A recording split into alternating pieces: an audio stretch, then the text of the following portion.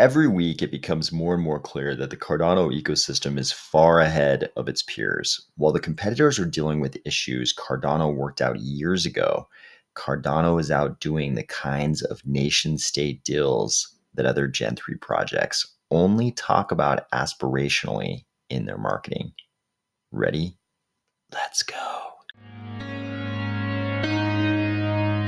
Today is going to be another one of those action-packed episodes where we have a lot of material to cover, but we're going to do it all because I think in conjunction with yesterday's episode, some of the contrasting news items we're going to talk about today paint a good picture of where Cardano is in relation to its most famous competitor. This is a research paper that was published in mid-October. You can see here that the authors are three individuals, I think, from the Ethereum Foundation, and it looks like three individuals from Stanford. So they probably know what they're talking about when they say, hey, here are three attacks on proof of stake Ethereum. Proof of stake Ethereum, as you know, is Ethereum 2.0. This was brought to my attention by an esteemed member of our Cardano ecosystem who noticed this really early. But that person decided to be a gentleman and not push this out until we could gather a little context around where this sort of fit, and maybe wait to see what the Ethereum Foundation said about it or people in Ethereum, because hey, if they're publishing this huge problem, they might already have a solution to it. Basically, I think people didn't want to do to Ethereum what a lot of people outside of Cardano did to Cardano in terms of the concurrency items in Cardano. I think a lot of people were misled by what people outside of Cardano said about concurrency. And I think it was a good call to kind of wait and gather some context around these potential attacks on Ethereum 2.0. But I think now we do have that context, and it's a great time to discuss these because we kind of understand how these sort of fit. So what we're talking about here are reorg attacks. So I'm going to go straight. I'm not going to get into the details. You can see this is like a very technical paper and there are a lot of details. I'm not going to get into those details because I hope to never understand that much about Ethereum. I do strive to understand as much as possible about Cardano and comparisons between Cardano and Ethereum, but I hope I never understand this much about Ethereum. But I think this little table right here, this little graphic, this little figure does explain what you need to know about these attacks in Ethereum. So this is a figure showing a reorg attack, right? So the red block, you can think about this as the adversaries block. So think about this as like the dishonest block, and these green blocks are honest blocks. So you've got an honest block N, and then what happens in this type of reorg attack is someone creates this N+1 block. The adversary, the bad guy, creates his N+1 block, but he doesn't publish it during this slot. Instead, he waits till this N+2 honest block is created in the next slot, and then he or she simultaneously publishes this adversarial block right here.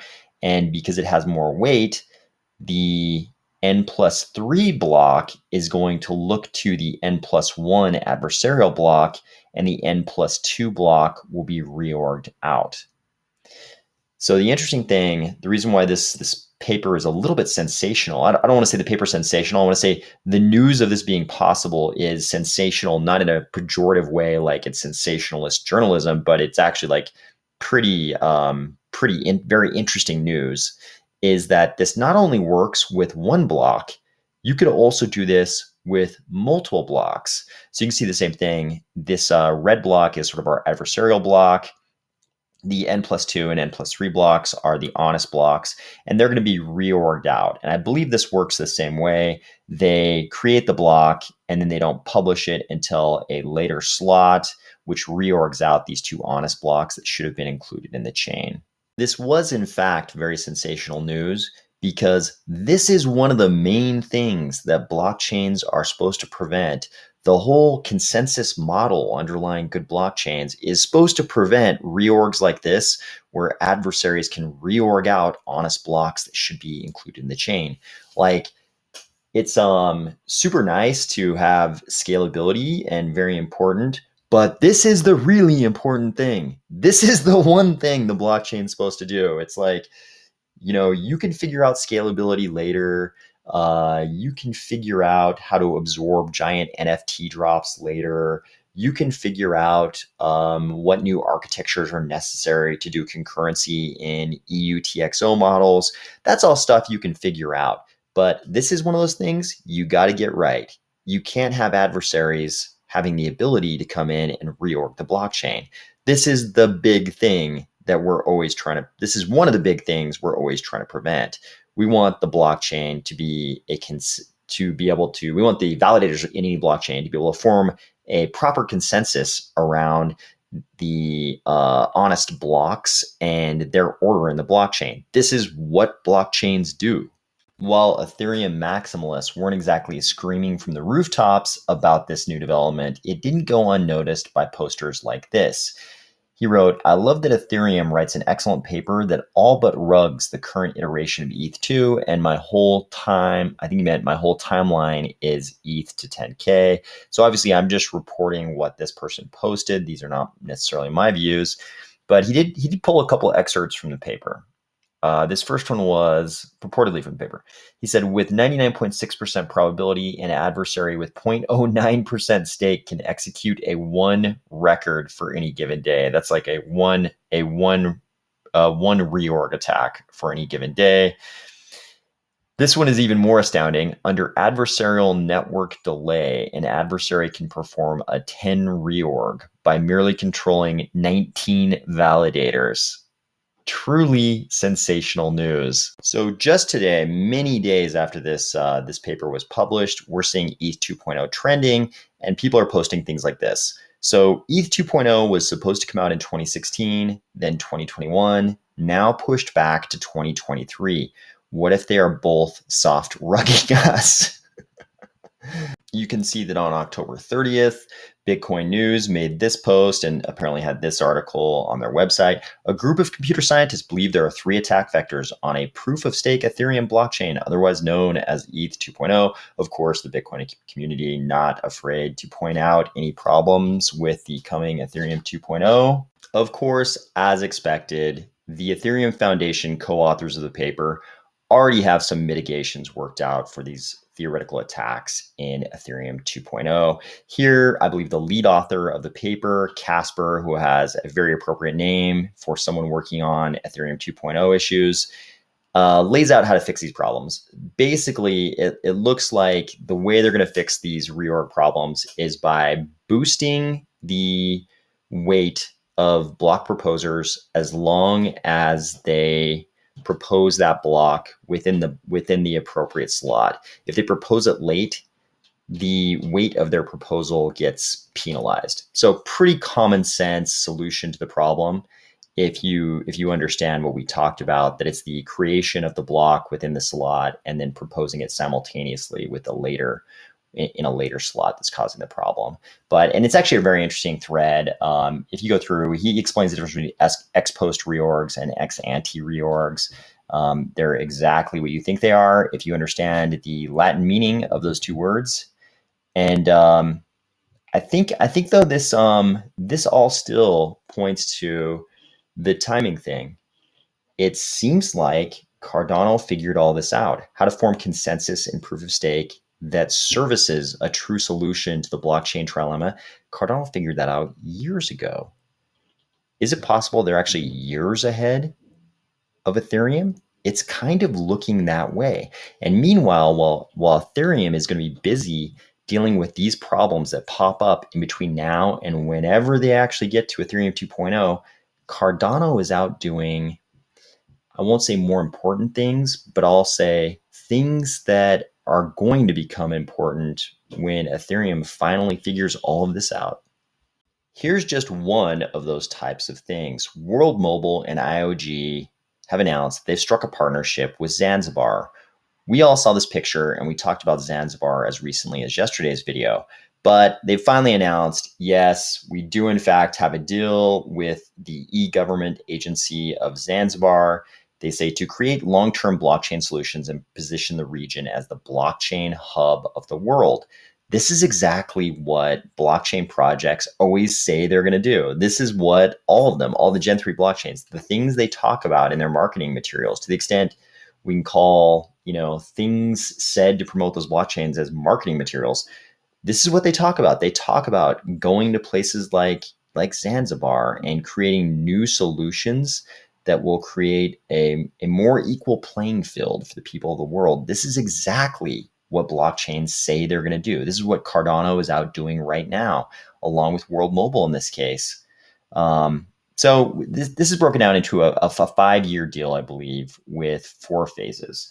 The first phase is education. They say in spring 2022, they're going to launch a blockchain academy in Zanzibar. The blockchain academy will hold conferences that attract experts worldwide. Phase 2 is an eGov solution with Input-Output Global implementing blockchain and registry systems with digital IDs, trackability, and traceability. We've talked about those kinds of solutions many times on this channel. So if you have any question about those, you can go back and look at all of our coverage of things that might come out of a tall prism. They talk about business process automation, corruption prevention, and the cutting of costs for things like software. And then the one that's really interesting to me is what they think blockchain can do for the blue economy in Zanzibar. The blue economy is the idea that a sovereign area like Zanzibar can get to a sustainable fisheries status using technology. So they say the third phase creates a blue economy by formalizing the local fishing economy to enhance tax revenue collection, understand supply chain management, improve tax and auditing visibility. We talked about this a little bit yesterday. Charles in his AMA had mentioned some of the very interesting ideas that WorldMobile had going to sort of expand internet coverage out to the boats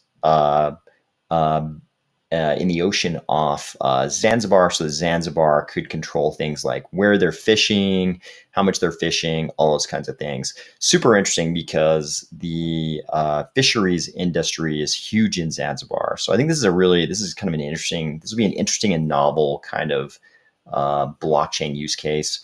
And then they're going to take that same model, whatever works for creating the blue economy, the sustainable fisheries industry. They're going to push that same model out to industries like tourism, agriculture, and telecommunications. And obviously, this is WorldMobile we're talking about. They're the kings of telecommunication. So the telecommunication part will probably be in bold. I think this is a great solution. I mean, this is the kind of thing Bitcoin in El Salvador, Cardano in Ethiopia, now Cardano and WorldMobile in Zanzibar. Charles told us in the AMA he thinks there are going to be dozens of deals that come out of this Cardano Africa tour. This is sort of the first big one that's been announced here. I'm excited to see what else happens. This is what blockchains can do once they've figured out that blockchain trilemma piece. I know we've still got a lot of work to do on scaling.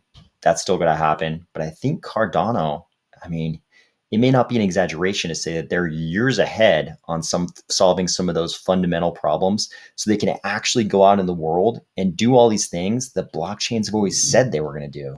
Speaking of scaling and network load, Alessandro has a new approach to NFT drops that might help with those problems. So we've talked about Alessandro many times on this channel. He's Alessandro of Space Buds and the Berry Pool and the Space Buds market that we've recently covered. He has a lot of great ideas, and I think that this one is a very interesting idea as well. So if you're unaware, Alessandro kind of engineered that whole fair NFT distribution plan that they initially used for Space Buds. And that's kind of been copied by everybody in the Cardano NFT space. Most of the NFT drops you see are just kind of following that same architecture that he laid out with the Space Buds NFT drop. Now he's got another idea. He says he would never do it the same way he did Space Buds again. Now he's proposing a new idea that involves multi-sig. He says, hey, the current system involves the user making a transaction with the request to mint a specific NFT, the backend recognizing it, and making another transaction with the actual NFT. In that best case scenario, you have 2 NFT transactions, but let's say 10 users request to mint the same NFT, but only one user can actually get it. In that case, at least 12 transactions were involved for a single NFT to be transacted. He says, hey, what if instead of all that, we just use multi-sigs? We send the user on the client side all the necessary information to construct a mint transaction, including the NFT. The user then signs this transaction and sends the signed transaction off-chain to the backend server. The backend then verifies the whole transaction, checks if the NFT is still available. The server then puts its own signature on top and submits the whole transaction to the network. So this is great, obviously. If you do it this way and the back end of the NFT drop has to sign the transaction as well, then that means the initial user never actually submitted their transaction to the network. It was never a cause for congestion of the whole chain. It just gets submitted to the server, and if that NFT is still available, it signs the transaction as well. It's multi-sig. Once you have the backend signing and the user signing, then the transaction submitted to the blockchain. You don't have anybody sending a transaction for an NFT that's already taken. You don't have to do any refunds. This might be a great solution to a lot of the congestion created by these NFT drops. We'll see if projects begin adopting this and if it makes a difference. People have already pointed out that this would only work with wallets like Alessandro's own Nami wallet, but I think it's a cool idea and we'll see how this turns out. There was actually more to cover today, but this has been enough already. So we'll cover that when I talk to you tomorrow.